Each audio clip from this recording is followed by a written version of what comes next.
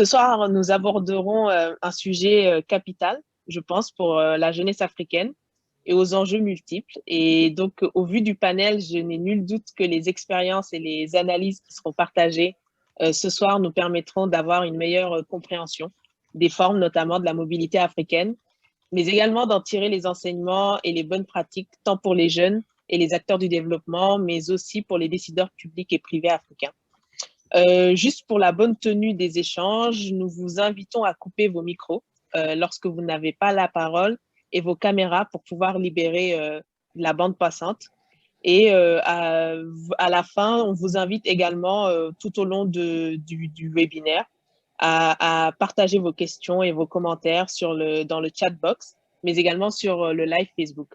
Et les questions seront adressées par la régie du GIAF, que je remercie, encore une fois avec le soutien de Théo Mallet, mais également Joël Bertrand et Pascal Pérou. Et à la fin de toutes les interventions, les questions seront adressées. Donc, dès à présent, je vais laisser la parole au secrétaire général du GIAF, donc Pascal Pérou, pour qu'il fasse une courte présentation avant de passer la main à Madeleine Sonko qui animera la session de ce soir. Merci beaucoup et très bon webinaire à toutes et à tous. Merci Fatou et bonjour à tous.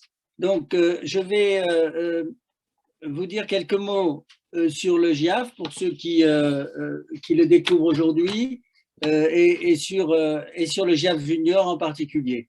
Donc, et sur à la fois l'enjeu et en même temps le message que je voudrais vous passer.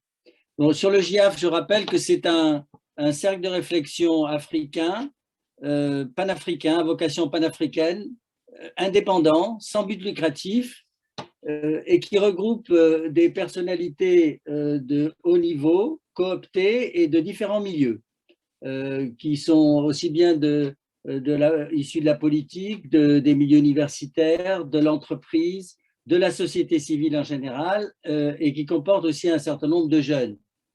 Et c'est un think tank qui est implanté depuis 10 ans maintenant, depuis donc 2011, à Abidjan, et dont le président est Charles Konan-Banny, l'ancien président de la BCEAO, qui fut aussi Premier ministre de la Côte d'Ivoire. Ce think tank a deux originalités, si on peut dire, par rapport aux autres cercles de réflexion. La première, c'est qu'il utilise une certaine méthode qu'on appelle la méthode Aspen pour de grandes conférences internationales. C'est une méthode qui consiste à maximiser un peu l'intelligence collective, dans le sens où il y a une très grande préparation en amont. Ce sont des conférences internationales qui durent un minimum de 2 jours avec une demi-journée de plus pour les synthèses, qui a aussi une certaine méthode de débat, travaille selon la méthode de Chatham House, où il y a les gens autour de la table sont cooptés et les débats ne sont pas publics, les journalistes sont invités à interviewer à l'extérieur de la salle et les recommandations sont tournées vers l'action. Donc, ça, c'est la première caractéristique. La deuxième, c'est que ce groupe de réflexion se caractérise aussi par un souci du suivi des recommandations. Le réseau qui est constitué par les membres du groupe appuie la mise en œuvre de ces recommandations dans les différents pays et dans les différents milieux. Donc, voilà, ça, c'est les caractéristiques un petit peu du GIAF. Je vous renvoie sur le site pour plus d'informations sur son fonctionnement et aussi sur les recommandations des 4 conférences qui se sont déjà écoulées et avec bientôt le programme de la 5e qui est prévu pour le 11 au 14 novembre de cette année pour fêter les 10 ans du groupe. Maintenant, sur le GIAF Junior, un mot sur l'historique, un peu sur la méthode et puis sur les finalités.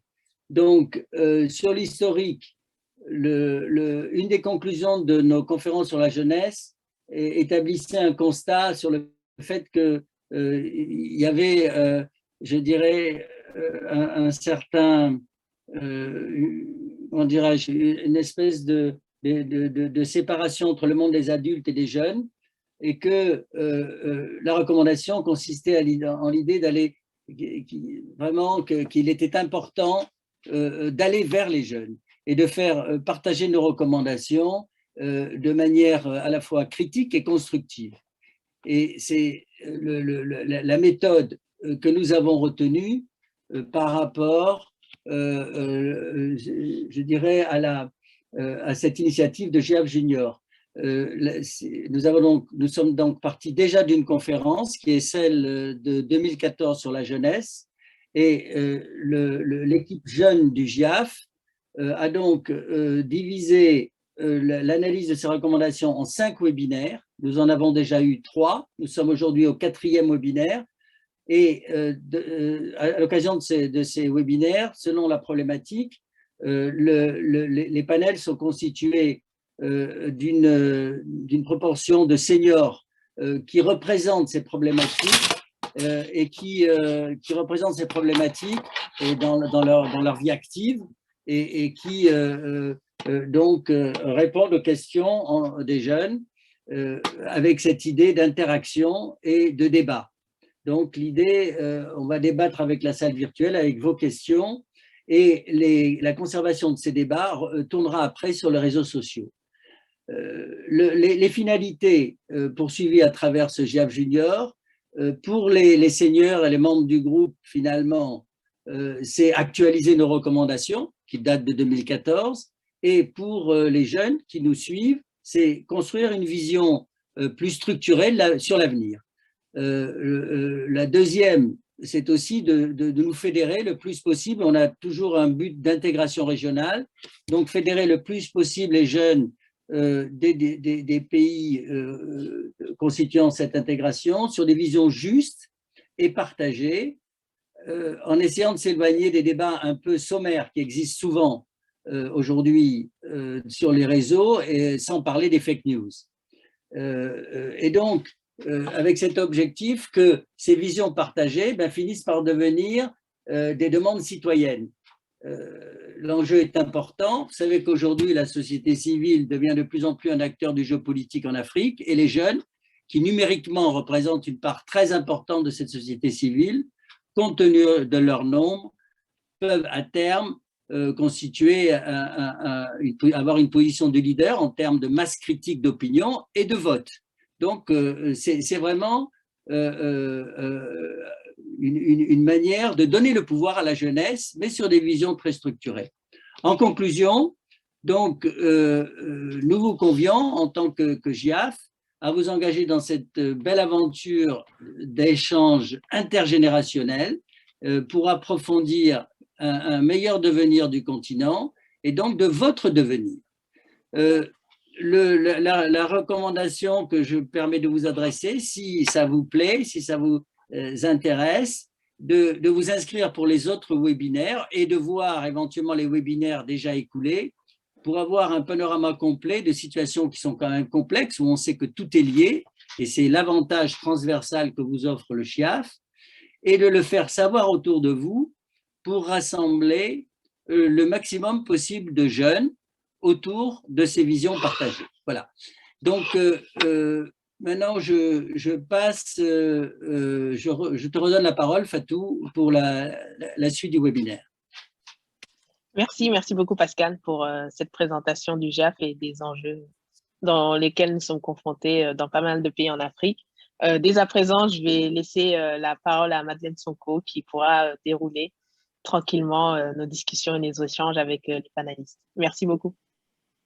Alors, bonjour tout le monde. Je suis honorée d'être la modératrice de cette conférence, Émigrer et RIPAT, réussir ici ou là-bas. Voici le thème qui est posé. Les panélistes tenteront donc de répondre aux réflexions suivantes. Comment définir la mobilité internationale africaine d'aujourd'hui? Le phénomène des RIPAT peut-il compenser les vagues d'immigration clandestine? Le détour par l'Occident est-il nécessaire dans un parcours de cadre ou d'entrepreneur en Afrique? À quels défis les RIPAT sont-ils confrontés? Quelles politiques les acteurs publics et privés peuvent-ils mettre en place pour à la fois retenir la main-d'œuvre locale et attirer les ressortissants africains de l'étranger? Voilà, le débat est campé. Nous avons 4 intervenants de qualité qui vont partager avec nous leurs expériences d'entrepreneuriat, d'émigration et dans leurs différentes activités. Voilà, je redonne la parole à Fatou pour qu'on puisse commencer avec les intervenants. Merci. Très bien. Merci beaucoup, Madeleine. Il me semble que le premier intervenant, ça sera le professeur Mamadou Lamine Sagna, qui est là, qui nous rejoint depuis les États-Unis. Professeur, sociologue, grand écrivain également sur les questions de migration, de RIPAT. Fondateur, l'un des fondateurs, je pense, du festival annuel RIPAT qui a lieu chaque année au mois de décembre au Sénégal. Et actuellement professeur à l'Institut de recherche du Westchester aux États-Unis.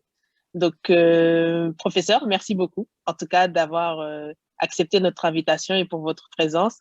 Et dès à présent, nous souhaiterions avoir un petit peu vos réflexions sur les sujets qu'on a définis aujourd'hui par rapport aux migrations, à la mobilité internationale africaine, mais également à ce qu'on appelle le phénomène des REPAT, dont vous avez étudié sur le plan sociologique, culturel, social. Donc, je vous laisse la parole. Vous avez entre 7 et 8 minutes pour rester un petit peu dans les temps et nous, bien sûr, nous prendrons des questions qui vous seront destinées d'ici la fin du webinaire. Merci beaucoup. Merci à toi, Fatou. Merci à vous. Merci, Pascal. Merci, Joël, que j'ai vu apparaître. Je suis très heureux d'être invité dans cette table ronde en compagnie de la grande dame Hadi Ndiaye, de Madeleine Sonko et de mon grand ami Pape. La présence de Pape est extrêmement intéressante parce que ça me permet de montrer comment on peut combiner la réussite et la grandeur. Parce que depuis le temps que je le connais, il est investi dans le social, dans le culturel, dans la solidarité. Et d'ailleurs, il n'y a pas que lui, même c'est là-bas que j'ai rencontré quelqu'un comme Tidjane Thiam, qui est aujourd'hui très connu.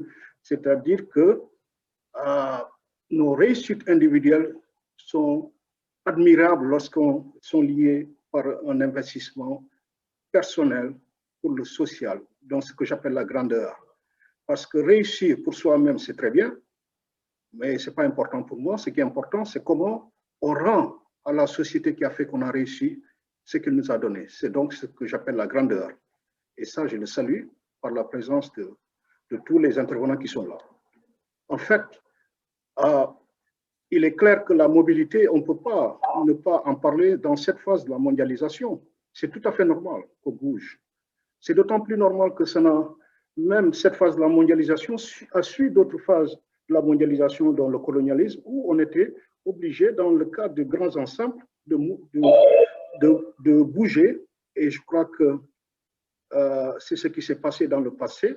Il y a beaucoup de gens du sud de l'Afrique qui sont venus en Europe, sûrement pour le travail, en tant que matière première, peut-être, entre guillemets. Et il y a beaucoup d'Européens qui se sont installés en Afrique. Donc, dans toutes les phases de la mondialisation, et d'ailleurs c'est ça le sens de l'humanité à mon avis, c'est qu'on est obligé de bouger, d'interconnecter. Maintenant, le cas particulier de l'Afrique, c'est-à-dire que nous sommes un continent en voie de développement, nous avons des structures qui font que par l'histoire, on est obligé de pouvoir mieux circuler et d'essayer de rendre donc au continent ce qu'il nous a donné.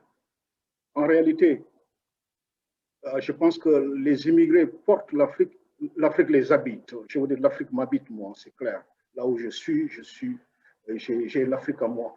Et donc, je pense que la mobilité, c'est quelque chose de fondamental, d'important, même si aujourd'hui, il y a certains qui tentent des discours sur la démographie notamment, qui en réalité, ça cache une peur qui a été notamment vue par ce qu'un extrémiste de droite avait écrit en disant que ça sera le grand remplacement.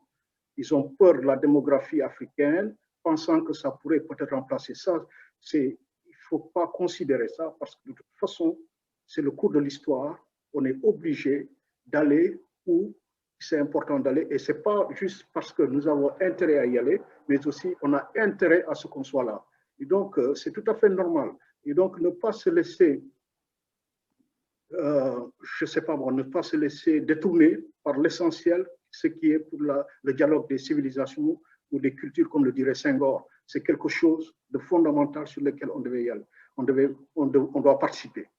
Alors, concernant, c'est un très vaste sujet. Ce que je veux faire, je vais donner une vision panoramique et quelques idées forces, peut-être qu'on puisse discuter, puisque dans 7 minutes, c'est impossible de faire un exposé précis. Ce qui est sûr, c'est que l'immigration, la relation de la diaspora africaine et l'Afrique, c'est une relation qui, à mon avis, se fait sur 3 ensembles, avec des intersections possibles. Il y a les rapports économiques, culturels et sociaux. Et chaque ensemble, je ne peux pas le définir ici, il y a des catégories de population. Par exemple, la première génération n'a pas le même type de rapport à l'Afrique que la deuxième génération. Par exemple, la première génération, pour nous, envoyer de l'argent à son oncle, c'est important quand la maman nous le demande. La deuxième génération ne connaissent pas ces oncles-là envoyer de l'argent parce qu'ils sont dans une autre culture, etc. Donc, il y a des catégories de personnes qui sont dans ces ensembles-là. Et ces ensembles-là, j'ai fait tout un modèle que je ne peux pas montrer ici, qui me donne 7 surfaces. Et les 7 surfaces, dans tous les cas, c'est soit l'économie et la culture qu'on rejoint, et l'économie, la culture et le social qu'on fait, etc. Et donc, on a ces intersections-là qui permettent de définir dans quel axe on peut s'établir. Et donc, mais ce qui est important pour moi, c'est pas justement juste s'arrêter au niveau économique. Parce que par définition, l'économique est un processus d'accumulation, donc d'exclusion.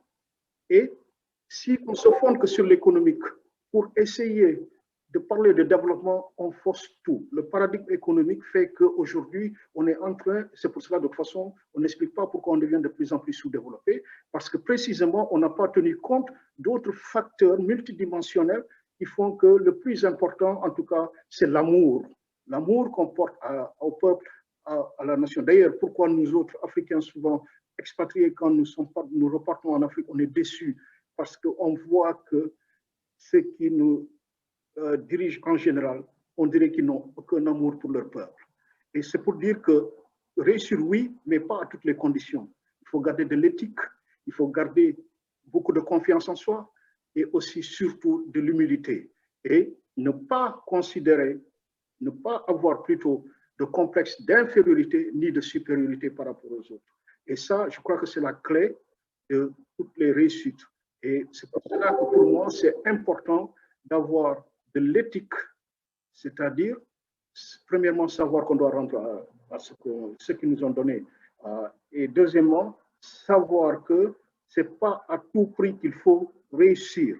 Enfin, ça, c'est personnel, mais c'est quelque chose de très important. Et je pense que, ayant dit ça, je peux partir de mon expérience personnelle. Tu as parlé de festival, je dirais plutôt, nous l'appelons Homecoming de la diaspora sénégalaise, qu'on fait tous les 2 ans depuis 2007. Et tous les 2 ans, donc, les gens de la diaspora, on se retrouve à Dakar, on parle des thèmes.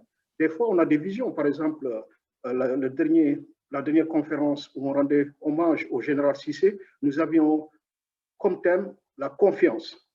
Et on disait précisément dans le texte que nous avions produit que si on ne fait pas attention, le Sénégal allait avoir une crise profonde. C'est comme si on avait été visionnaire. Si on relit le texte aujourd'hui, on avait dit ce qui devait se passer au mois de mars si on ne faisait pas attention. C'est la confiance qui fait société. Et nous sentions, en tant que Sénégalais de l'extérieur, venant au Sénégal, nous avons vu comment ça s'est érodé. Et je peux vous dire que c'est ce qui fait que la diaspora a un rôle important à jouer. Et, Monsieur Sagna, oui, il vous reste 1 minute. Ah, vous voyez, ça va très vite. Ça fait déjà 7 minutes. Voilà, et donc l'expérience que j'ai, et il ne s'agit pas simplement de travailler dans le pays, mais là où nous sommes aussi, par exemple, lorsque j'enseignais à l'université de Princeton, tous les samedis, mes étudiants allaient chercher des gosses du Bronx, des filles immigrées du Bronx et de Harlem pour les amener dans des musées, ils les mentorent. Certains ont fini par aller dans les Ivy League aussi. Et donc, voilà ce qu'on doit faire, c'est-à-dire que réussir là-bas et ici, et agir ici et là-bas. Et c'est très important, voilà, en gros, ce que je veux dire. J'aurais pu parler des questions plus politiques, si vous voulez, mais ça sera très polémique. Dans tous les cas, voilà. Absolument. Super exposé. Mm. Vous avez bien campé le débat. On vous remercie. Vous avez vraiment beaucoup d'expérience à partager avec nous et nous vous en remercions. On va revenir vers vous durant les questions-réponses où vous pourrez compléter vos avis. Nous allons passer à Madame Khady Ndiaye, qui sera la seconde intervenante. Khady, tu as la parole. Bonjour tout le monde. Déjà un grand merci pour cette belle initiative tout d'abord. Et merci beaucoup pour l'invitation qui nous permettra de partager je vais dire, le peu d'expérience qu'on peut avoir parce qu'on apprend toujours. Et donc voilà, pour la petite présentation, du coup voilà, je m'appelle Khady Ndiaye, du coup je suis fondatrice, directrice de la marque de beauté Minéral Saint-Art. Donc en fait, j'ai fait bientôt, on va dire, 15 ans en France, donc où j'ai pu faire mes études. Et j'étais dans le secteur bancaire pendant 8 ans, où j'ai pu quand même avoir pas mal d'expérience. Et j'ai décidé de rentrer au Sénégal en 2018 pour créer justement la marque et la boîte Saint-Art là-bas. Alors, pour juste entrer dans le vif du sujet déjà, c'est que je trouve qu'on ne peut pas se dire que voilà, on va rester soit en France ou au Sénégal ou peu importe dans quel pays où on a envie d'aller. Je pense qu'avec la mondialisation et les possibilités qui s'offrent à nous, le plus important pour moi, c'est de se sentir à l'aise et d'être vraiment, comment dire, motivé, d'avoir la volonté justement pour construire. Parce que je pense que c'est ce qui nous motive tous dans le fond. Quand on se déplace et on va dans un autre pays, c'est pour construire, c'est pour apprendre, c'est pour évoluer. Donc, c'est ce que j'ai pu, moi, avoir comme expérience dans les deux pays. D'autant plus qu'aujourd'hui, j'ai une entreprise au Sénégal, justement, qui s'occupe de tout ce qui est matières premières au niveau des huiles végétales, etc., qui aujourd'hui, on va dire, se commercialise sur Amazon en France. Donc, ce qui permet on va dire, à la population française de pouvoir avoir à leur disponibilité des produits. Et là, pareillement aussi, j'ai créé une boîte au Sénégal qui aujourd'hui, en France, pardon, qui aujourd'hui, justement, peut aussi fournir des produits et des services que nous n'avons pas forcément à notre disponibilité au Sénégal. Donc voilà, le fait d'avoir une boîte au Sénégal, une boîte en France nous permet, nous, de faire ce pont-là et de pouvoir apporter dans chacun des deux pays où on a, j'ai envie de dire, un pied dans chaque pays et qu'on puisse quand même apporter notre pierre à l'édifice sur des produits ou des services que nous avons constatés qu'on n'a pas forcément à notre disposition. Donc, je pense qu'il est important de juste motiver la jeunesse à se dire que voilà, peu importe le pays où ils ont envie d'aller, de pouvoir vraiment être non seulement passionné par ce qu'ils font, parce que parfois, on peut être passionné par son travail. Moi, j'étais dans le secteur bancaire, j'ai adoré les 8 ans que j'y ai passé, donc j'ai appris beaucoup de choses. J'ai fait plusieurs banques, donc du coup, ça m'a permis d'enchérir cette expérience-là. Après, si d'autres personnes ont envie d'entreprendre, comme ce qui m'est arrivé aussi en 2018, pourquoi pas? Donc, je pense qu'il est important de ne pas se mettre de limites. C'est surtout ça, le mot. Je pense que c'est le fait de ne pas se limiter, de se dire que oui, je vais rester en France, ou oui, je vais rester au Sénégal. Quand la possibilité et l'opportunité se présentent, pourquoi pas se déplacer, aller ailleurs. Après, cela dit, si par exemple, on est au Sénégal et qu'effectivement, il y a beaucoup d'opportunités et on s'en rend compte quand on est sur place, de vraiment sensibiliser nos jeunes aussi à pouvoir travailler dans ce sens-là et participer à l'économie de notre pays aussi parce qu'effectivement, ils n'ont pas pu avoir, on va dire, cette occasion-là d'aller dans un autre pays, que ce soit l'Europe, l'Amérique, enfin, dans un autre continent. Donc, voilà, je pense que sur ce côté-là, enfin, je ne vais pas m'attarder là-dessus parce que c'est vrai que bon, si je parle, ça va être plus question d'expérience et aussi, enfin, s'il y a d'autres questions pour après, mais grosso modo, je tenais vraiment à dire que voilà, faut vraiment qu'on reste motivé et qu'on puisse se dire que voilà, si on a notre pierre à l'édifice à apporter, peu importe le pays où on se trouve, ben, qu'on le fasse, qu'on fonce et qu'il n'y a pas de raison à se limiter ou à se mettre des barrières parce qu'aujourd'hui, le monde où on se trouve, ben, ne nous en met pas forcément, bon, hors Covid, bien sûr, mais sinon, voilà, on a vraiment la possibilité d'entreprendre ou de travailler professionnellement dans un domaine qui nous intéresse et dans un pays dans lequel on se sent vraiment à l'aise. Merci.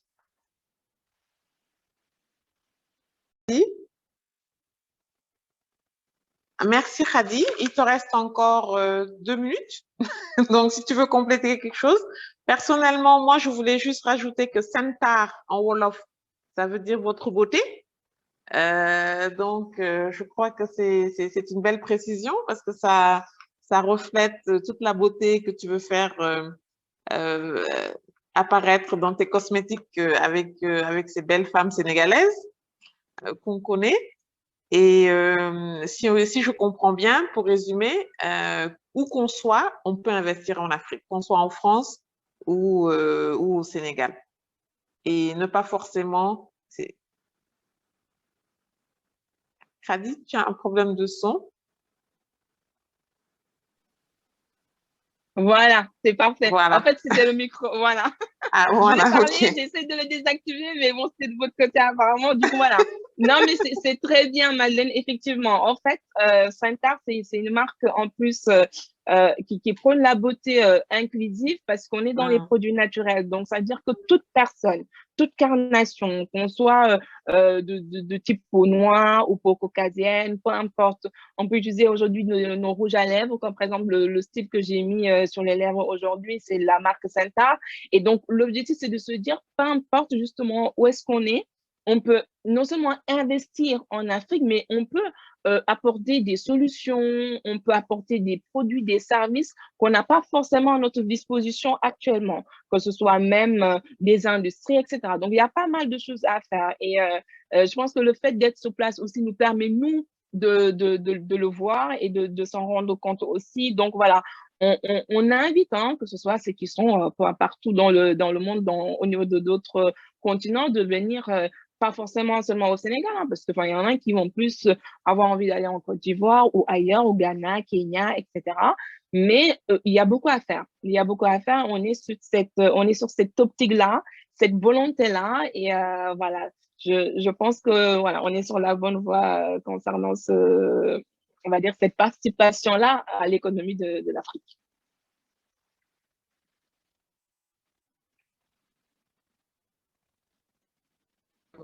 Du poste de banquière à entrepreneuse, banquière où tu as pu acquérir, j'imagine, beaucoup de choses en termes de process et qui t'aident beaucoup dans ta vie d'entrepreneuse, non?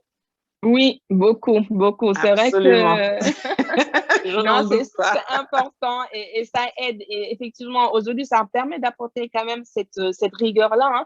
Les jeunes avec lesquels je travaille aujourd'hui, que ce soit les chimistes ou même les rédacteurs web qui s'occupent du blog, du site Internet, etc., ou même du community manager, on a réussi quand même à mettre en place des chartes de confidentialité qu'ils ont signées, à mettre en place des contrats qu'ils ont signés aussi. Donc, c'est dire que on a tendance à dire, oui, ils ne sont pas professionnels, les jeunes en Afrique. Enfin, il y en a, ils ne sont pas travailleurs, etc. Mais ils sont motivés. Moi, aujourd'hui, les jeunes avec lesquels je travaille, je suis tellement... je suis super contente du travail, de la détermination, même de la volonté et le fait qu'ils ont envie d'apprendre parce qu'il y a beaucoup de choses aujourd'hui, effectivement, je prends le temps de les former, de leur expliquer, de leur montrer ce que je veux pour qu'ils puissent se dire la concurrence, elle est énorme. Et si aujourd'hui, on veut qu'une marque comme Senta ou d'autres marques sénégalaises ou africaines se hissent au niveau des normes internationales ou au niveau des marques internationales, ben, il faut arriver à un certain niveau et ils font tout pour arriver à ce niveau-là. Donc, c'est excellent. Ça a été très bien que tu puisses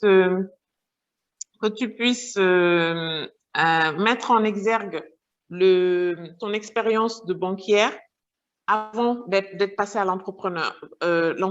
Donc, ça veut dire que tu as accumulé quand même une certaine expérience professionnelle avant de passer à autre chose et ça, c'est très, très bien. Et c'est une autre type d'expérience que tu es en train de partager avec nous. Khady, on te remercie. Tu as avec grand plaisir. Et on te souhaite plein de succès parce que Centaure, déjà, le nom est très, très beau. Merci, c'est gentil, Madeleine. Merci à Voilà. vous.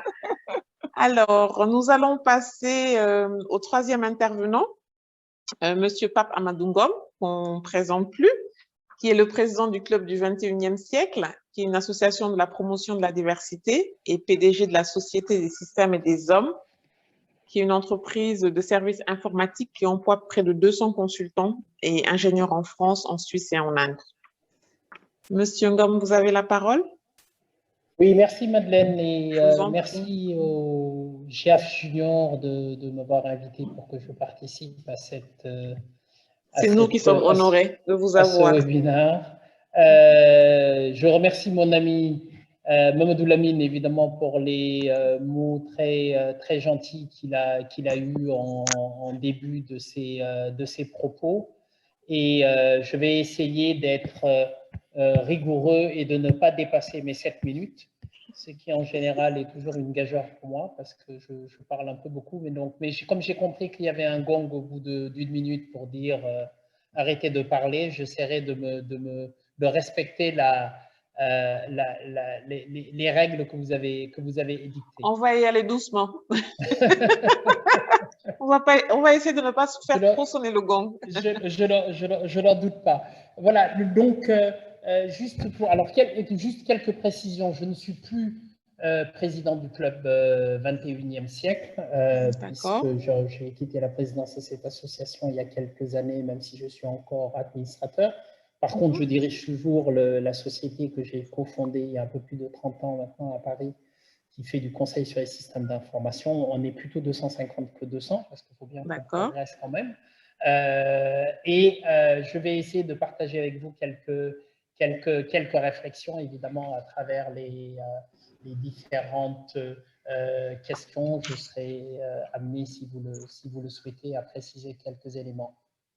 La première chose que j'ai envie de dire, c'est émigrer et REPAT, c'est un mouvement simultané, même si on peut considérer que le deuxième phénomène de repatriation donne l'impression de s'accélérer un peu.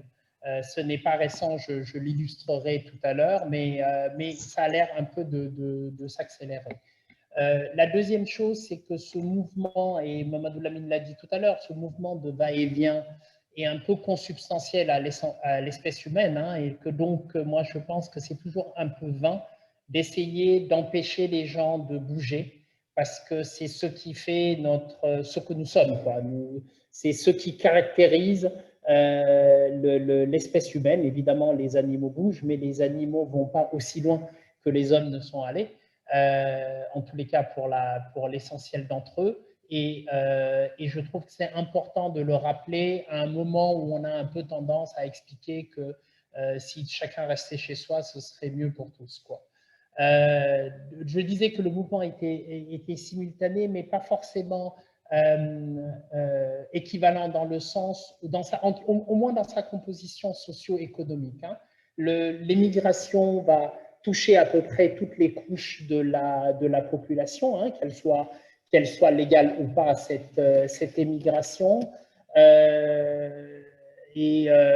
a vu ces dernières années le tour un peu dramatique que ça a pris avec les morts qu'on continue à déplorer dans l'Atlantique, la Méditerranée, dans le désert du Sahara, pour parler des Africains, mais il y a d'autres populations qui bougent également et qui sont soumises aux mêmes contraintes, et je ne parle même pas des conditions dans lesquelles ces personnes sont accueillies dans les pays et surtout maltraitées dans les pays de transit dans la plupart des pays de transit où ils se trouvent. Donc je disais que le phénomène n'était pas récent, dans le sens où moi-même, j'ai été témoin du phénomène de repatriation. Mamadou Lamine parlait du club Diallo-Telli, que j'avais créé à l'époque avec un certain nombre d'amis. Il a parlé de Tidiane Cham, mais avec mon ami Alain Conchou, des amis comme Nadia Mansa, enfin bon, bref, un certain nombre de jeunes cadres africains qui étaient en France au début des années 90, on avait créé cette association qui avait pour vocation en fait d'être un think tank un peu sur l'Afrique et qui nous a permis, moi j'ai constaté qu'au milieu des années 90, on avait déjà perdu la moitié de nos membres. Et au moment où on l'a créé, on était autour de 200-250 personnes. On avait perdu la moitié de nos membres juste parce qu'ils étaient rentrés en Afrique pour la plupart et ou qu'ils étaient allés dans d'autres pays, mais la plupart étaient rentrés sur l'Afrique. Donc, c'est vraiment pas un phénomène récent. Et à l'époque, on avait aussi travaillé sur l'accompagnement de travailleurs émigrés illégaux en France que le ministre Pasqua à l'époque avait décidé de rapatrier, et on avait monté un programme de formation de ces émigrés pour les aider en rentrant. Alors la France avait fait sa part, hein, parce que la France les avait formés notamment aux techniques de maintenance, parce que l'idée était, c'était beaucoup de ressortissants de la vallée du fleuve Sénégal, donc les gens devaient rentrer, créer leurs petits ateliers, enfin, acquérir de l'autonomie économique. Et nous, on les avait accompagnés justement sur cette formation autour de la création et de la gestion d'entreprise. Donc, c'est quelque chose qui existe depuis longtemps. Et évidemment, les questions qui nous sont posées, hein, est-ce que la rapatriation aide à réduire l'immigration clandestine est une question légitime. Alors, on peut penser que non, parce que, comme je disais tout à l'heure, ce n'est pas tout à fait les mêmes populations, mais dans un certain sens, on pourrait dire oui, on en parlera peut-être un peu plus tard en essayant d'expliquer, parce que finalement, ce phénomène de repat est également comment dire, une illustration de la confiance que ces populations immigrées ou afro-descendantes, puisqu'on parle de l'Afrique, peuvent avoir dans le continent et dans leur pays d'origine. Donc, je pense que ça crée un phénomène aussi de confiance pour des candidats potentiels à une émigration qui se disent, mais peut-être qu'il y a des choses à faire sur place. Par ailleurs, ces populations apportant du savoir, de l'expérience, créent également les conditions d'un développement économique, de la création d'emplois, qui peut aussi contribuer évidemment à réduire le phénomène d'émigration, ou en tous les cas sur sa partie illégale, parce que je pense que le reste de l'émigration, il faut la laisser faire, parce que ça ne peut être que bénéfique pour l'ensemble des parties, ceux qui accueillent et ceux qui voient leur population partir. Alors, évidemment, on peut également, pour parler plus spécifiquement de la partie, quels sont est-ce que c'est, comment on peut réussir ici et là-bas, il y a sans aucun doute le sujet de la confiance. Confiance dans les individus. Voilà, quand les repas arrivent, il faut les accueillir aussi avec de la confiance et non de la suspicion, mais il faut un cadre institutionnel pour que cette confiance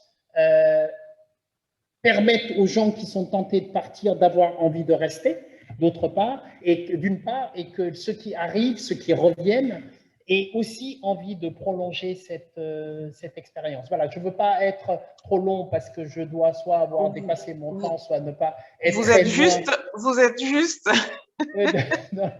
de terminer vos 8 minutes. Voilà, donc très rapidement, juste sur cette partie, les conditions de la réussite, moi je pense que la sécurité juridique, la sécurité fiscale qu'on peut offrir à l'ensemble de la population, hein, pas seulement les REPAD, sont des éléments extrêmement importants pour que la confiance qu'on peut avoir dans un espace économique donné existe, pour qu'on ait envie d'y investir, on ait envie de se développer, on ait envie de travailler dans les entreprises qui y sont. Donc voilà, avec plaisir pour échanger avec avec les panélistes et avec les personnes qui nous suivent à travers ce Zoom pour développer certains éléments que j'aurais évoqués. Merci beaucoup.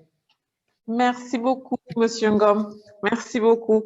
Alors, pour faire le lien directement, nous allons passer au troisième intervenant, au quatrième plutôt, excusez-moi, Papis Aliouane,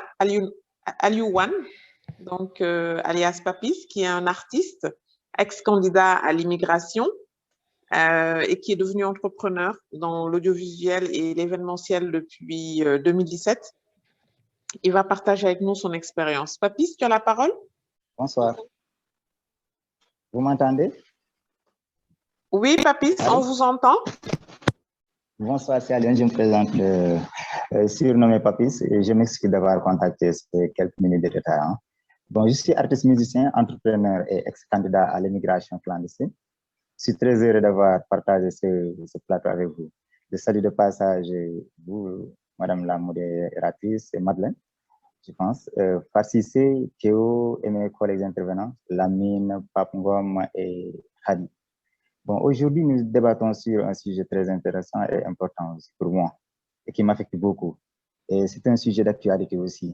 Émigrer et repas, réussir ici ou là-bas. Bon, nous savons tous que le bon Dieu nous a amenés ici sur terre pour s'organiser, s'entraider, mais aussi d'apprendre pour travailler et travailler aussi pour réussir. Mais malheureusement, c'est ce petit mot-là, réussir, R-E-S-I-T, qui est à la base de tous les problèmes du monde. Bon, je m'explique. Si chacun de nous savait que qu'il y a quelque chose que l'autre n'a pas, il n'y aura pas de problème. Si aussi chacun se contentait de ce que le bon Dieu lui a donné comme destin, il n'y aura pas de problème non plus.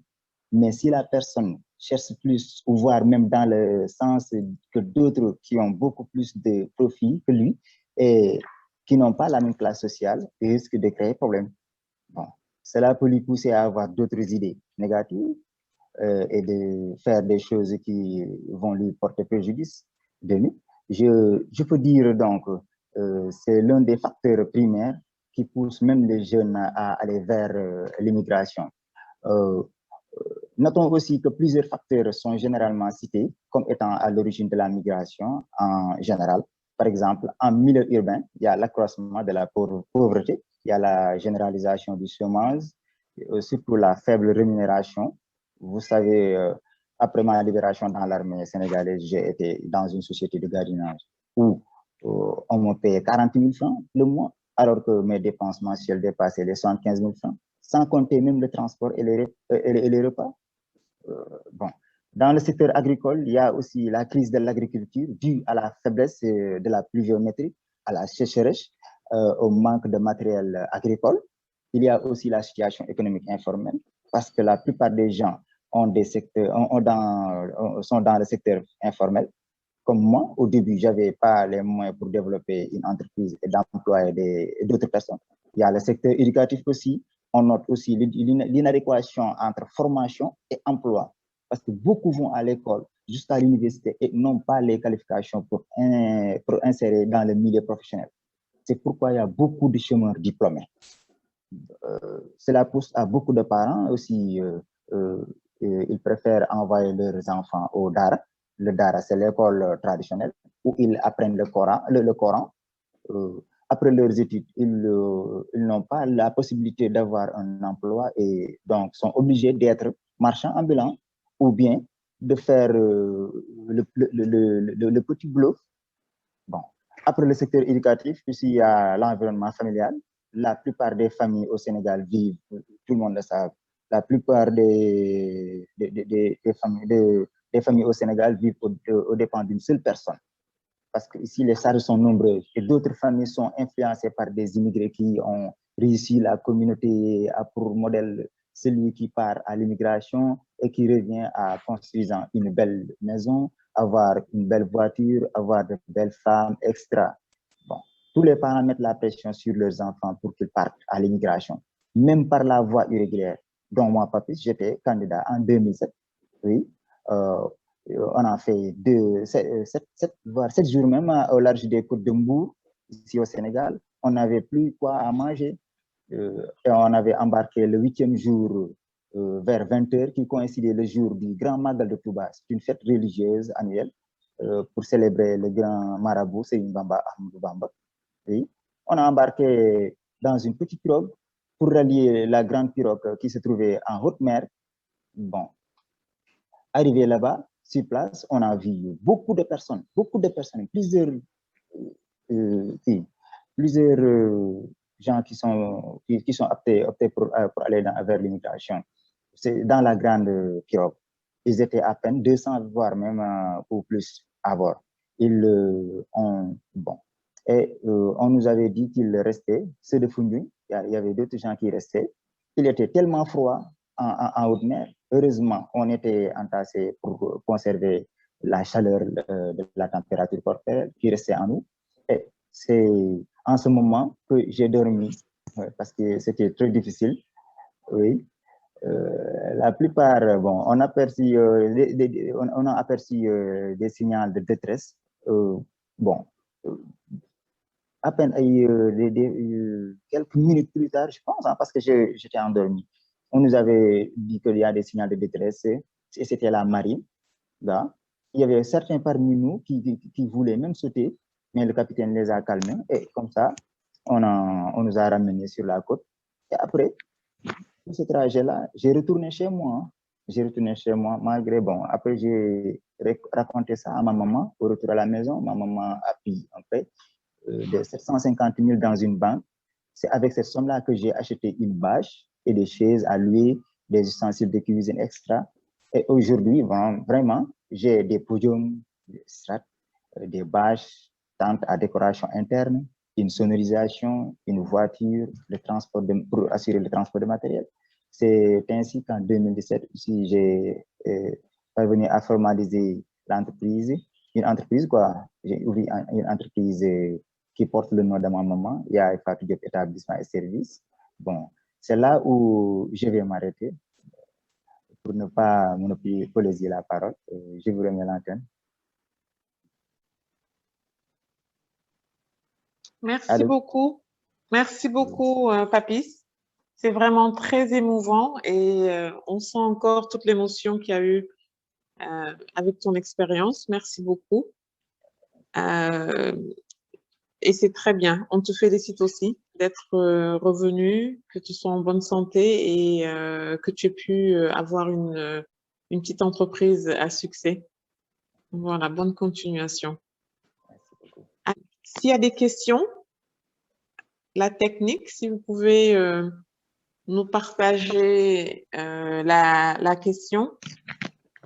Les questions, s'il vous plaît. Pour l'instant, merci beaucoup, Madeleine. Pour l'instant, je ne vois pas de questions côté chat Zoom ni le Facebook. Okay. Théo, si tu me corriges, donc je te laisse dérouler. Oui, je propose alors que les panélistes complètent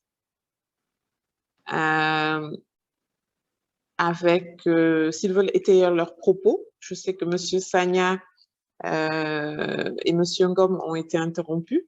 Peut-être qu'ils ont des ajouts à faire. Peut-être poser une question à Papis qui m'intéresse beaucoup. Je ne sais pas, c'est une hypothèse de travail que j'ai parce que, vous voyez, moi je suis de la Casamance, de la région qu'on appelle le Pakao, vers Sédhiou. Donc, énormément de marabouts et tout ça. J'ai des cousins éloignés qui sont des marabouts, des jeunes de tout ça. Alors, je pense que, je ne sais pas, Papis, ce que tu en penses, mais je pense que l'une des clés pour arrêter l'immigration clandestine, c'est parler aux marabouts. Parce que lorsqu'ils vont à la mer, ils consultent tous des marabouts. Et le marabout, par ses voyances, par ses trucs, n'importe quoi, dit, je vous ai vu, vous allez partir sans problème. D'après les conversations que j'ai eues avec. Et on a tellement cette croyance au marabout chez nous que dès lors qu'il affirme que c'est bon, tu peux partir, il n'y a rien qui peut arrêter le candidat. Qu'est-ce que tu en penses?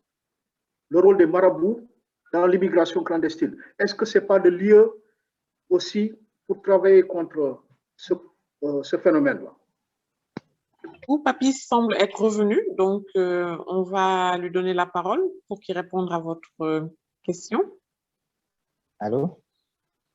Oui, Papis, tu as la parole. Oui, j'ai entendu quelques avancées de M. Sagna. Bon, moi, ce n'est pas les marabouts qui m'avaient poussé, hein, parce que je n'étais pas parti chez un marabout là pour lui dire de me donner des gris-gris ou pas. Non, non. Bon, moi, vous avez entendu, parce que auparavant, j'avais effectué le service militaire. Pour vous dire, même, c'est au moment où je suis dans la gendarmerie, parce que j'ai exercé dans la gendarmerie, ma première tentative, c'était, bon, juste dans ma durée légale, parce que j'étais dans ma durée légale. Je voudrais vraiment tenter pour aller, parce que j'avais trouvé des gars qui embarquaient pour aller. Puisque j'étais en tenue, je les ai vus. Malheureusement, je n'avais pas la bâche parce qu'il faisait froid, vraiment. Je ne pouvais pas partir avec eux. Après, je me suis retourné. Même ces gens-là qui étaient partis, bon, étaient bien arrivés. Et aujourd'hui, à ma libération, ils étaient revenus encore ils m'ont donné l'argent pour leur payer un terrain. Tout le monde a acheté. J'avais 3 copains qui avaient même qui m'ont envoyé leur argent pour leur acheter des terrains là-bas, à La Grosse. Après, finalement, bon, c'est eux-mêmes qui m'ont envoyé 300 000 que j'ai augmenté quelques pour voir même les 400. Après, j'ai déposé pour aller. C'est eux qui m'ont inspiré. Parce que je n'ai pas parti chez un marabout pour qu'il me donne qu'il me donne des prières ou pas. Non, non, non. Des prières. C'est pas ça. Ouais. Toi, tu es un Sénégalais exceptionnel parce que ça, c'est quelque chose de très normal de notre culture. Même moi qui te parle, je fais quand je vais en Afrique, là, ma mère, elle me dit, va te laver, je vais me laver. Ouais, mais en tout cas, c'est parce que tu es militaire. Psychologiquement, c'est important. En fait, moi, j'ai discuté. Mais il y a les cas d'essai. Il y a les cas d'essai. Il y a les cas d'essai. Allô? Oui, on entend. Oui, il y a des cas d'essai que j'avais trouvé. Il y a des cas d'essai que j'avais trouvé en plein pirogue et les serrures maintenant, même de la région de Fatick là. Mais vraiment, c'était le bordel. Il y avait une odeur vraiment.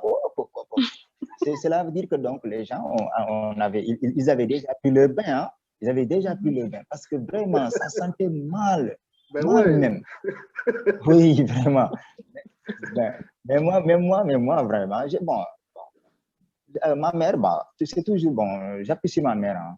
Si elle me donne mes prières, bon, après je sors. Hein. Parce que moi, je ne porte pas le gris. Je ne crois pas à ça, hein, vraiment. Oui. D'accord, Papis. Merci beaucoup pour ton input.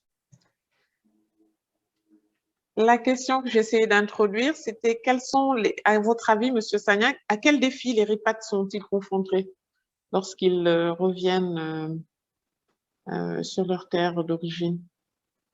Je pense que Pape l'a un peu pointé, c'est-à-dire que les conditions de confiance, cela veut dire quoi? Cela veut dire que les institutions, la transparence, les règles claires d'arbitrage, c'est extrêmement important. Et donc, fondamentalement, je l'avais abordé aussi, la question, c'est ça qui fait la confiance, en fait. Parce que, effectivement, si on va investir, on ne sait pas jusqu'où, on ne connaît pas les règles, tout rien n'est clair. Et lorsque, par exemple, dans notre pays, nous le savons, et ça serait même malhonnête de ne pas le dire dans le cas de notre pays, il y a une série de corruptions au niveau de ceux qui doivent rendre justice, y compris des avocats. Je vous ai dit que j'ai entendu des trucs à rendre fou, où des avocats vont traiter avec la partie adverse pour juste leur intérêt personnel, et alors que les clients, ce n'était pas pour ça. Cela veut dire qu'on est arrivé dans ce pays-là, au Sénégal en particulier, à un niveau de malhonnêteté qui explique la méfiance et la défiance. Et quand on ne saisit pas la méfiance et la défiance, on ne comprend même pas ce qui se joue dans l'informel. Parce que l'informel est une façon de défier un État moderne qui n'est pas au service de son peuple. Et donc, les institutions claires, nettes, justes, pour qu'on puisse se rendre là-bas. En plus, aussi, créer ou faire le tout pour que ce climat de suspicion ne puisse pas s'installer entre nous et nos compatriotes, parce qu'il y a un climat de suspicion. Parfois c'est légitime. Parfois. D'accord, merci beaucoup. On a une autre question sur le chat.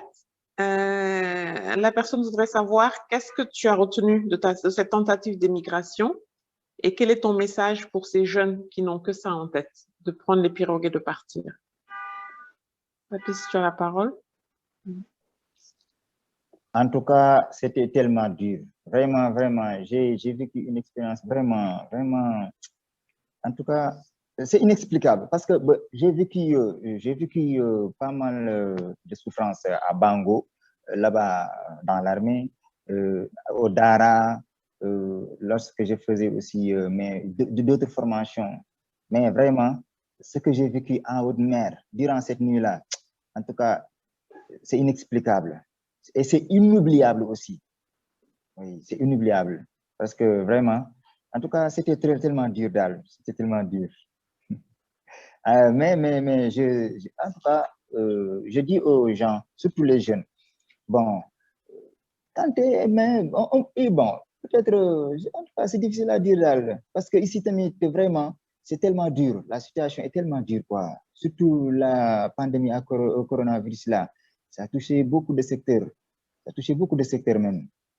En tout cas, moi, je propose aux jeunes de, bon, peut-être, le mot mouñ en Wolof, c'est comment encore? Mouñ. Supporter? Supporter, oui. Supporter? Supporter peut-être, parce que, oui, supporter, parce que, bon, ici, vraiment, c'est tellement dur, quoi, surtout ici au Sénégal. Supporter, La politique, faire là, preuve vraiment, de résilience. De résilience, oui, parce que nos autorités, vraiment, ils n'aident pas les jeunes, quoi. Peut-être, bon, à ces temps-ci, j'ai entendu dire que, bon, notre président, peut-être, a pris une certaine, de certaines mesures pour accompagner les jeunes.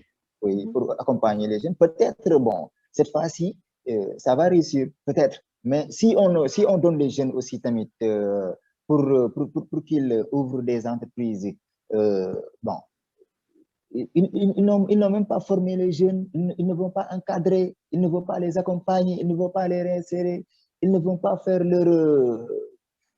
vraiment, bon, ça sera difficile.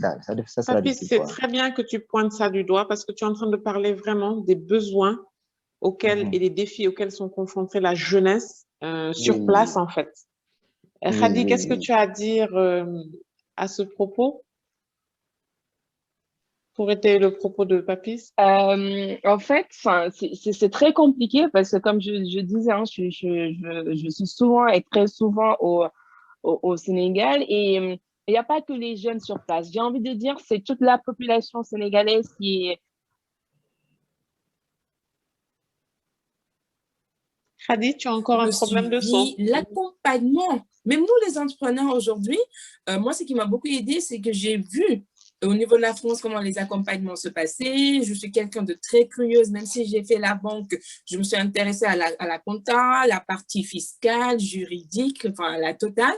Mais, par exemple, quand on entreprend au Sénégal, on est un jeune qui veut formaliser son entreprise. On formalise certes, mais il n'y a pas d'accompagnement. Même parfois, on peut être financé parce qu'on parle beaucoup des organismes de financement au Sénégal, mais il n'y a pas le suivi et l'accompagnement qui va avec. Donc, on ne peut pas te donner un plat et ne pas te dire comment manger ça avec une fourchette ou avec la main, etc., ou la cuillère. Donc, en général, c'est ce qui se passe et du coup, c'est incomplet. C'est incomplet et la plupart des entreprises, enfin, aux femmes, parce qu'ils sont livrés à eux-mêmes. Et pareil, les jeunes, j'en parle souvent. Quand que j'ai l'occasion, j'échange beaucoup avec eux en les accompagnant sur tout ce qui est la relecture de leur CV, leur lettre de motivation, les mettre aussi en condition d'entretien professionnel pour qu'ils apprennent parce que c'est ce côté-là qu'on leur reproche souvent, comme je le disais tantôt, hein, de ne pas être rigoureux, de ne pas être professionnel, de ne pas avoir d'expérience. Mais en même temps, il faut avoir une chance, il faut un début à tout. Si on leur offre pas un premier poste pour qu'ils puissent pratiquer, ben c'est normal qu'il n'y ait pas l'expérience. Donc, c'est bien beau de leur dire, oui, il n'y a pas d'expérience, vous n'avez pas les compétences qu'il faut, mais ils sont prêts à apprendre. Et dès lors que ce soit dans le formel ou l'informel, hein, parce que même aujourd'hui, le menuisier qui, en général, est dans l'informel, enfin, il va voir un patron, une menuiserie où il va apprendre justement à pratiquer, et c'est comme ça au fur et à mesure qu'il va devenir lui-même menuisier. Donc, c'est valable sur pas mal de corps, de métiers. Donc, voilà, c'est global. Je pense qu'il a touché un sujet assez vaste qui aujourd'hui ne concerne plus que les jeunes, il concerne même des adultes qui sont dans des postes et qui aujourd'hui ne savent plus même comment faire une mobilité. Je veux dire, je veux changer de poste, comment je peux avoir une formation qui va me permettre de faire autre chose qui me passionne plus et dans lequel je me sentirai plus à l'aise. Ben ça, voilà, on l'a pas. Donc voilà, il y a un gros souci d'accompagnement, de suivi et de formation. Alors, je vais passer la parole à Monsieur Ngom qui semble vouloir donner son input. Juste avant, j'avais juste une question pour Papis pour savoir et lui demander est-ce qu'il a encore des nouvelles des gens avec qui il a partagé la pirogue et qu'est-ce qu'ils sont devenus?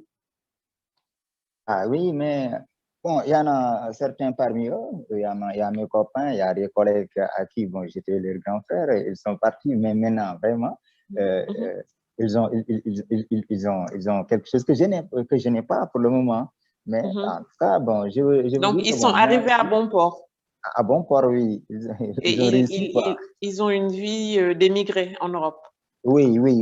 Mais bon, là, et ceux qui sont restés à Dakar, au Sénégal, je veux dire?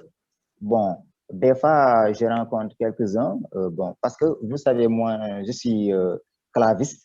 Je joue avec Abou Djoubade, un chanteur Abou Djoubade, un chanteur. Oui. Des fois, quand je joue, bon, je rencontre des gens qui organisent. Durant les concerts. Durant les concerts, c'est eux-mêmes qui organisent ces concerts-là. Après, il y a des gens aussi, oui. En tout cas, vraiment, je joue comme le rôle de ménagement ici. Et j'aide encore quelques-uns. Parce que des fois, si j'ai un problème pour le matériel, pour le transport des bagages qui sont très lourds, des fois, j'interpelle quelques-uns pour venir me prêter mes forces. On vit tous ici, hein, des fois. Bon, j'ai rencontré 5 personnes avec qui j'étais dans le même quartier. Au retour, il y a 3 qui sont partis et qui ont réussi, mais les 2 sont là. Bon, des fois, si j'ai un problème, je les appelle pour qu'ils me prennent main forte. Il y a un chauffeur, je lui dis des fois de venir conduire ma voiture. Puisque j'ai un poids léger, lui, il a un transport. Je lui donne ma voiture, il va. Après, au retour, on va donner chacun sa part du gâteau. Il n'y a rien, hein, ça ne me gêne pas. C'est bien, Papis, parce que ça montre quand même aussi que tu as un moral d'acier. Et c'est très bien. Sur ce propos, je vais passer la parole à Monsieur Ngom pour qu'il nous donne son input. Merci, Madeleine. Non, moi, ce que j'ai envie de dire, d'abord, le témoignage de Papis est extrêmement riche, intéressant et émouvant, hein, parce que je pense que quand on a vécu ce qu'il a vécu, bah, ça se voit, quoi. Je pense que ça transforme. Je ne l'ai personnellement évidemment pas vécu, mais je pense que ça nous transforme fondamentalement. Mais j'ai envie de relier ce qu'il vient de dire avec les travaux que le GIAF avait fait sur la jeunesse africaine, qui avait sorti un fascicule qui s'intitulait, je parle de mémoire, mais Jeunesse africaine, atout, bombe à retardement, hein, ou quelque chose comme ça. Mais je trouve que c'est exactement ça, en fait, que Papis vient de nous expliquer. C'est-à-dire que globalement, quand on voit l'énergie, l'ingéniosité, la volonté, l'envie de faire qu'il y a chez Papis, qui est dans la jeunesse africaine d'une manière générale, on se rend bien compte que si on ne crée pas les conditions pour que cette jeunesse-là puisse sur place avoir des opportunités, travailler dans des conditions décentes, puisse tout simplement avoir la vie que tout le monde rêve d'avoir, hein, pouvoir fonder une famille, voir ses enfants grandir en paix et en bonne santé. Si on ne crée pas ces conditions-là, moi, je suis très inquiet pour le continent, en fait, parce qu'on a un formidable atout qui est la jeunesse de notre population, qui finalement est ce qui nous garantit dans le futur, et Mamadou Lamine, il faisait allusion dans son propos liminaire, mais cette jeunesse de la population, il ne faut pas qu'on croie que c'est un boulet pour le continent, hein. Au contraire, c'est quelque chose qui est l'atout que tout le monde nous envie, c'est-à-dire avoir une population jeune qui a de l'énergie, qui est en bonne santé, qui est capable de créer, qui est capable d'innover. C'est dans la jeunesse qu'on voit l'innovation, hein. Les populations qui vieillissent, malheureusement, ne sont pas celles qui innovent le plus, structurellement. Donc je trouve qu'on a les conditions pour réussir, on a en tous les cas la matière pour réussir, il faut créer les conditions pour que cette réussite se fasse. Et pour moi, un des sujets fondamentaux, quoi qu'on dise, c'est la gouvernance publique. C'est comment est-ce que la gouvernance publique permet, et qu'on ne me dise pas qu'il n'y a pas assez d'argent, il y a de l'argent, il faut arrêter de se raconter des histoires là, il y a beaucoup d'argent, même je trouve. Donc la question, c'est comment on utilise l'argent, en fait. C'est le seul sujet qui vaille. C'est comment est-ce qu'on forme les gens, comment est-ce qu'on les accompagne, comment est-ce que, effectivement, j'ai entendu dire qu'il y avait pas mal d'investissements qui ont été faits dans des infrastructures de formation à des métiers, horticulture, hospitality, etc. etc. C'est très bien, c'est très bien. Je pense que c'est des travaux importants pour nos pays, mais ça ne suffit pas, quoi. C'est qu'il faut derrière pouvoir accompagner les jeunes qui veulent se former, les accompagner quand ils veulent créer leur entreprise, les accompagner dans la vie professionnelle, parce que tout le monde ne pourra pas créer son entreprise. Papis a eu cette envie et cette énergie, mais tout le monde ne pourra pas créer son entreprise, il ne faut pas se raconter d'histoire. C'est comment est-ce qu'on les accompagne vers un environnement professionnel, encore une fois, avec des institutions sécurisantes, mais sécurisantes pour tout le monde.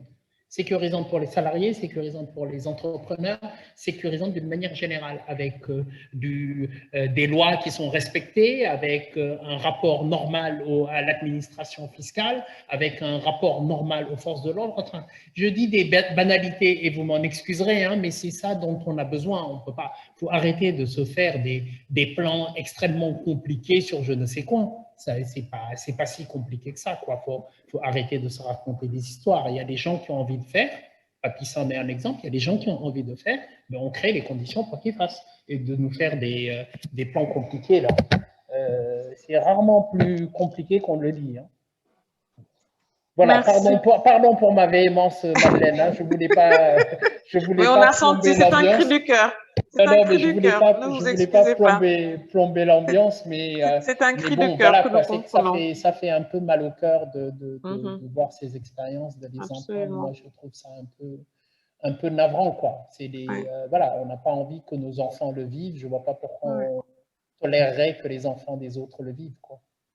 Alors, avant de rebondir et de laisser la parole à Monsieur Sagna, je voulais juste donner deux inputs parce qu'il nous reste maximum 10 minutes.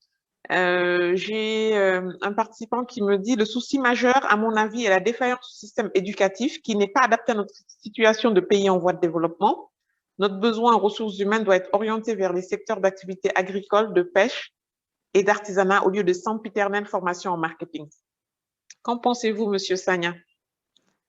Ouais, j'entends beaucoup ce discours en ce moment-là, mais ça, c'est l'école qui ne produit que 10 à 15%. Les gens sont très bien formés de façon professionnelle. La pêche, l'artisanat, ce n'est pas pour rien que dans toute l'Afrique, c'est les artisans sénégalais qui sont les plus... moi, j'ai été au Nigeria, dans d'autres pays. Je peux vous dire que les artisans sénégalais sont très recherchés. En fait, Pape a bien posé le problème, c'est le problème de la gouvernance, c'est tout. C'est rien d'autre, c'est-à-dire que, je donne un exemple, j'ai parlé d'un physicien récemment qui était en Afrique du Sud.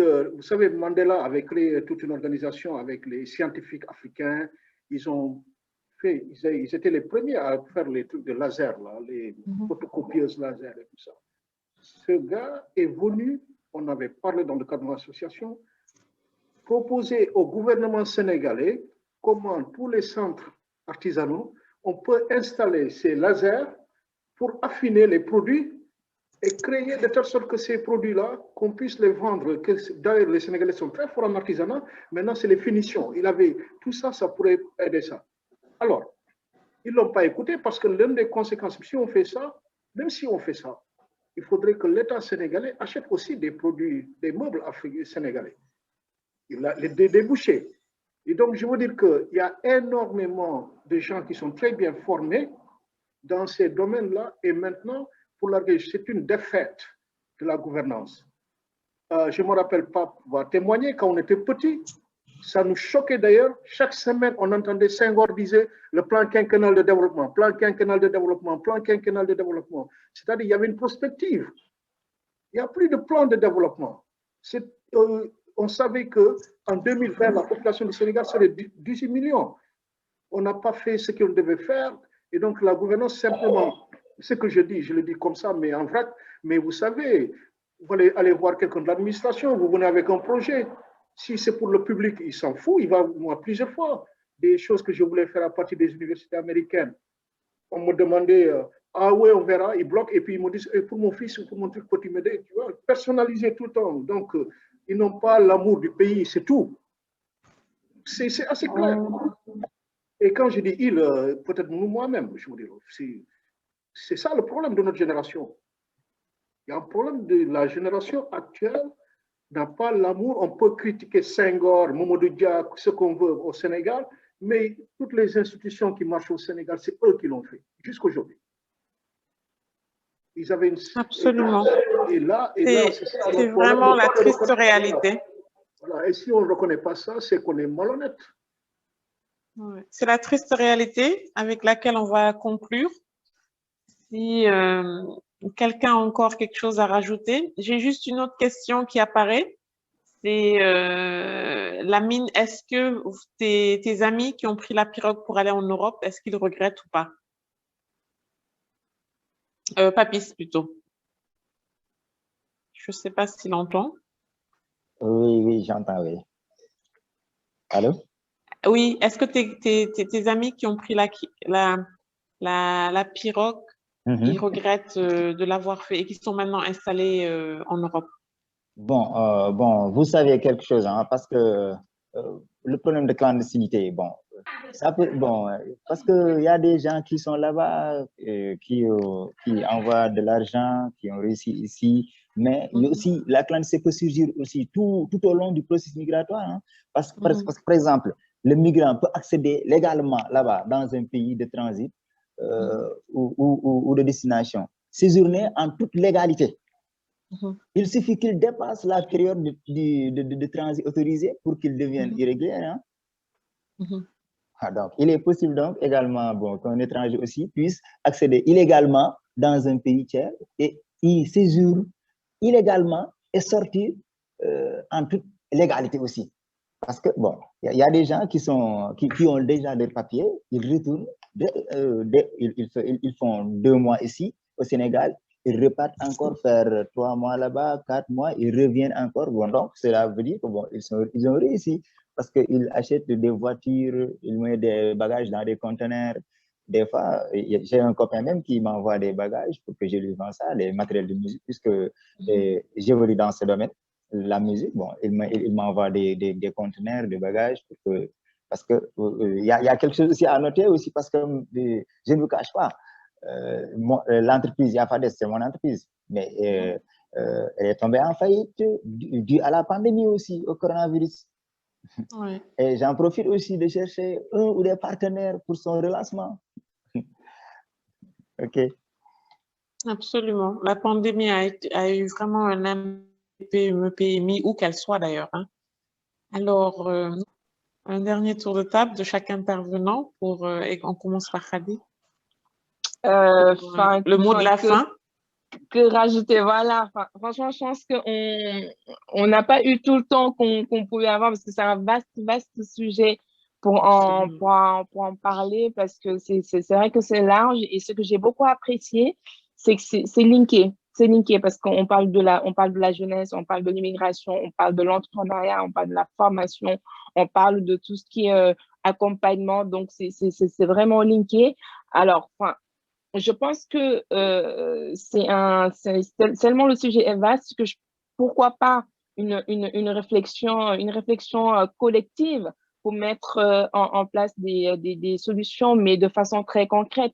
Parce qu'effectivement, moi, j'ai tendance à dire qu'il ne faut pas qu'on attende forcément l'État, parce que l'État a tendance à prendre tout son temps pour mettre en place des choses que nous-mêmes, on a déjà vues ou que nous-mêmes, on peut apporter on va dire, notre pièce à l'édifice petit à petit. Et quand ils vont se décider, ben, ils vont nous rejoindre sur ça. Donc, c'est pour dire que voilà, il y a pas mal de secteurs. Et concernant, par exemple, mon secteur sur la normalisation, quand je suis venue au Sénégal en 2018, je me suis rendu compte que justement, il n'y avait pas de normes sur les produits cosmétiques, ce qui est vraiment déplorable, d'autant plus qu'on a tellement les ressources et les matières premières au niveau des produits cosmétiques.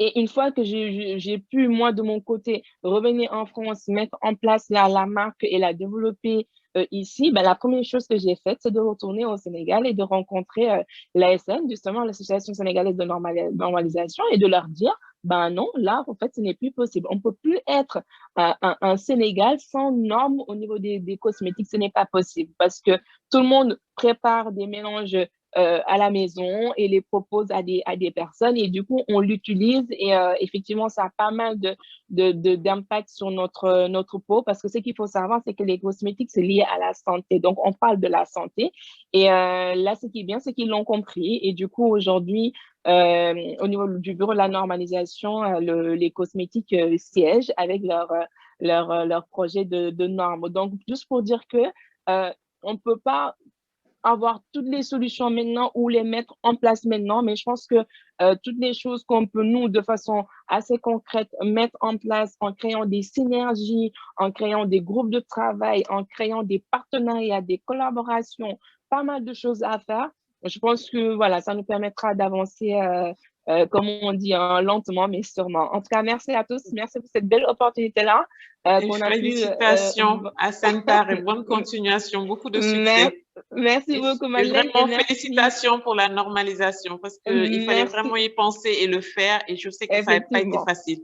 Tout à fait, tout à fait. Mais là, on rend grâce à Dieu, franchement, alhamdoulilah, on a pu. Ouais. Et c'est l'essentiel. Il nous reste d'autres défis, d'autres challenges, mais on y croit. Et le fait d'y croire, je pense que ça nous aide à tenir et à persévérer. Donc, merci aux panélistes. Je remercie tout le monde et encore bon courage, Papy, sur la suite. Et franchement, c'était très, très courageux. Et je pense que tu restes quand même une grosse source de motivation pour les jeunes. Et je pense que des sensibilisations, même des caravanes ou même parler au niveau des écoles, etc., ou même des endroits où on se rend compte qu'il y a beaucoup de jeunes qui travaillent et qui sont dans l'informel même et qui pensent à partir, de les sensibiliser, de partager ton expérience. Ça peut être très, vraiment impactant aussi et très intéressant. Merci à tous. Merci, Khady. Alors, Monsieur Ndiaye, Monsieur Ngom, on vous laisse la parole.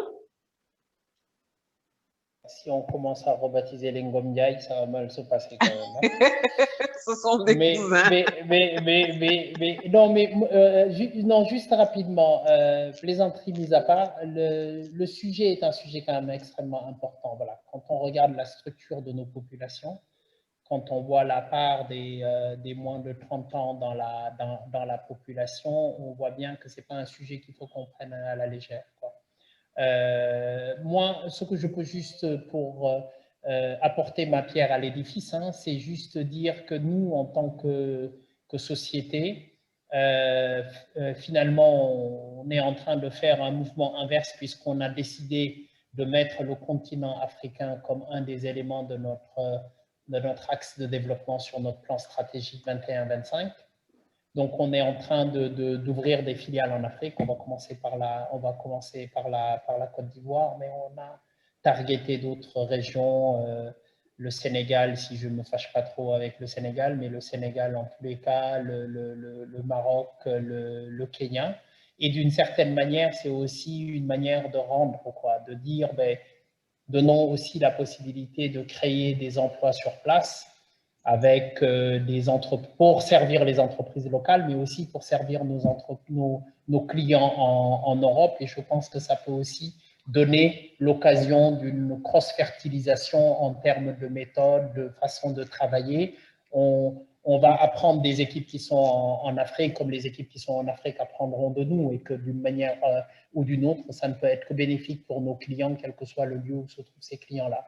Donc voilà, c'est juste le petit élément supplémentaire que je voulais rajouter, mais merci encore à mes co-panélistes pour la richesse des échanges, et merci au GIAF Junior de nous avoir invités. Voilà. Merci beaucoup, Monsieur Ngom, merci beaucoup. Monsieur Sagna, le mot de la fin? Le Nigeria. J'ai pas entendu le début de la On n'a pas entendu le phrase. début. Non, je dis. Un peu le micro. Ah oui, d'accord. Je disais que Pape, tu n'as pas cité le Nigeria. Le Nigeria, mon second pays. Il faut le citer, il faut y aller. Au Nigeria. Il y a beaucoup là, il faut qu'on en parle. Avant que je le mette sur la roadmap, il faut qu'on en parle quand même. Et puis ça va brancher avec les États-Unis là-bas. Ben alors on en parlera avec plaisir. Ouais. Non, mais c'est extraordinaire, Madeleine. Merci beaucoup pour cette façon d'avoir mené les débats. Je remercie le GIAF, je remercie Fatou, je remercie Pascal et tout le monde, les copanélistes. Je voulais juste dire que, comme l'a dit, moi, je n'ai pas de moyens pour apporter quelque chose de concret. Par contre, une idée qui me tient à cœur, peut-être Fatou, vous devez développer ça au niveau de GIAF Junior, partant de nos expériences, c'est-à-dire que structurer de telle sorte qu'il y ait des centres d'intérêt, par exemple, réseau professionnel, ceux qui veulent, dans ce réseau professionnel, ça va être, par exemple, ceux qui sont intéressés par tel type comme Khadi Ndiaye, ce qu'elle veut faire, selon créer des synergies, des sous-groupes. Je pense que c'est possible aujourd'hui avec les web. Et avoir surtout, même en faisant ça, ne pas penser juste à ses intérêts, il faut vraiment de la générosité pour partager, recevoir de l'autre. Et c'est extrêmement important parce que sinon, les gens, ils viennent pour prendre. Et ce n'est pas intelligent d'ailleurs. Quand tu prends et tu ne donnes pas, les gens ne te redonnent plus. Voilà. Et donc, c'est très important ce que GIAF est en train de faire. Il me semble qu'on doit développer ces choses-là. Et même peut-être, à l'époque, notre association, nous avons commencé à monter un crédit union ici aux États-Unis. Ça allait marcher comme un truc à la poste. Ça devait marcher. Et le président de la République du Sénégal s'est permis d'intervenir dessus. Ça a créé des histoires dans la communauté, on s'est retiré. Et donc voilà, si on refuse de rentrer dans ces considérations politiques et qu'on a la volonté, la confiance en soi, on peut faire beaucoup de choses et de la générosité surtout. Parce qu'il ne faut pas oublier, il y a beaucoup de gens qui ne sont pas dans nos réseaux et qui ont besoin d'être aidés. Par exemple, Papis, dans ce cadre-là, si on peut, moi en tout cas, si j'ai une idée qui pourrait les servir dans le cadre de son événementiel, je le ferai sans hésiter, y compris sur le plan musical, si je vois un contact qui pourrait être intéressant pour lui, je vais le faire sans hésiter. Donc, je pense que c'est créer des solidarités entre les membres de GIAF Junior. C'est ce que j'allais dire comme mot. Je pense que c'est un large sujet, on aurait pu aller dans différentes directions, mais je pense qu'on a dit l'essentiel. Merci beaucoup. Voilà. Merci beaucoup à tous. Papis, tu voudrais rajouter quelque chose? Moi, pour ma part, je vais terminer en utilisant les beaux termes de Monsieur Sagna, la générosité, l'amour, le partage. Je crois qu'il faut que l'Afrique se réveille et qu'on apprenne à être plus solidaires, plus gentils les uns envers les autres. Et cette petite ombrelle qu'on veut pour chacun d'entre nous, qu'on se le souhaite tous. Et c'est sur ces mots de la fin que je vais repasser la parole à Fatou.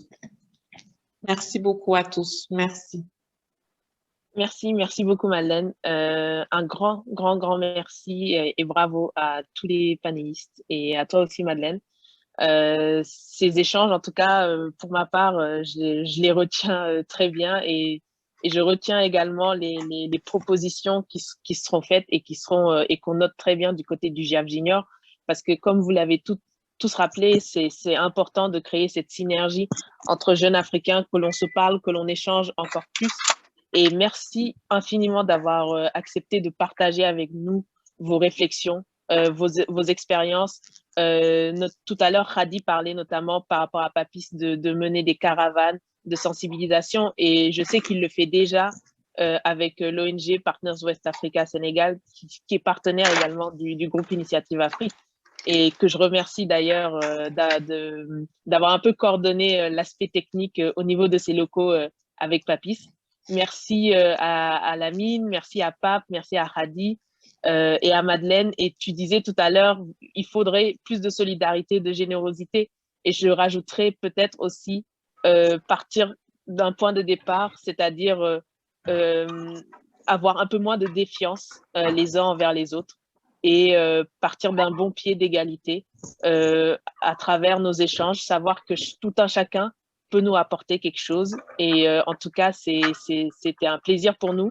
Ce webinaire est enregistré et il y a un live Facebook que vous pourrez resuivre. Vous pouvez également revoir les replays des précédents webinaires, dont le premier était sur l'engagement des jeunes au niveau des politiques, l'entrepreneuriat et l'aspect économique au niveau de la jeunesse, mais également le précédent webinaire qui s'est déroulé il y a un mois autour des thématiques des enjeux concernant les femmes et le développement. On vous donne rendez-vous pour le dernier webinaire de notre série sur la jeunesse qui aura lieu le mois prochain et qui concernera toutes les problématiques liées aux cultures africaines. Donc, l'appropriation, mais également la diffusion des cultures africaines à l'international, qui sera, je pense, l'un des pans importants pour nous, les jeunes, pour pouvoir facilement contribuer au développement, mais également à notre place dans le monde en tant qu'Africains et Africaines. Je crois que Papis, tu es là. Tu veux peut-être dire un petit mot de la fin, si tu en as l'occasion. Oui, oui. Oui, j'en profite. En tout cas, moi, on peut trouver une remède à ce phénomène. C'est de faciliter l'obtention des visas pour ne plus que les jeunes prennent des risques en mer et dans le désert. Il faut trouver aussi des financements pour le secteur informel. Former les jeunes dans les différents métiers, mais aussi les jeunes aussi doivent aller à la recherche de l'information pour être à jour aussi. Je remercie à tout le monde, les intervenants, Lamine, Pape et Hadi. Vraiment, merci beaucoup à tout le monde. Et coup de chapeau à Farsissé, qui a tout fait pour que je participe à cette réunion. Et professeur Aïdara du partenaire Hadija, M. Diop, et à toute l'équipe de la GIAF, du GIAF, ainsi que, vous, Madeleine. Merci beaucoup, merci beaucoup. Merci beaucoup à toi, Papis. Un grand merci également à Madeleine qui a modéré avec brio cet échange. Et je peux t'assurer que de notre côté, l'empathie au niveau des échanges a vraiment été ressentie et c'était très agréable en tant que spectateur. Donc, très bonne soirée à toutes et à tous, d'où que vous soyez en Afrique, en Europe, aux États-Unis. Excusez-moi, bonsoir. Oui. Bonsoir, chers panélistes, bonsoir. Oui, est-ce que vous m'écoutez? Oui.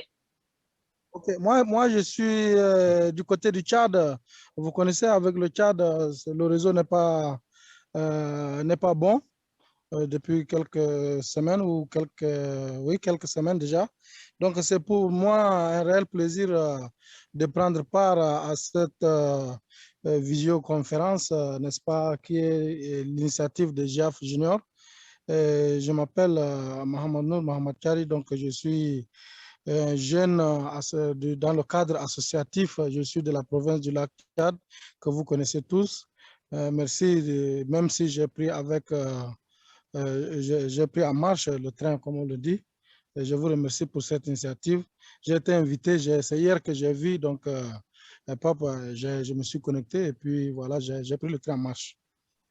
Super, Mahamadou. C'était un plaisir de vous avoir parmi nous. Et une grosse pensée à vous, nos frères et sœurs au Tchad, également dans d'autres pays en Afrique. Donc, on va rester en contact. On a les mails, donc c'était un plaisir pour nous tous. Du coup, Pape, merci, Lamine, Papis, Hadi, Madeleine. Grand merci à Théo Mallet pour la coordination, ainsi que Joël Bertrand et Pascal Pérou. Et on espère vous retrouver le mois prochain pour notre dernier épisode de cette série, de cette longue série du GIAF Junior. Prenez soin de vous et à très vite. Merci, au revoir. Okay, au revoir. Merci beaucoup. break and you can see the outside shine. Take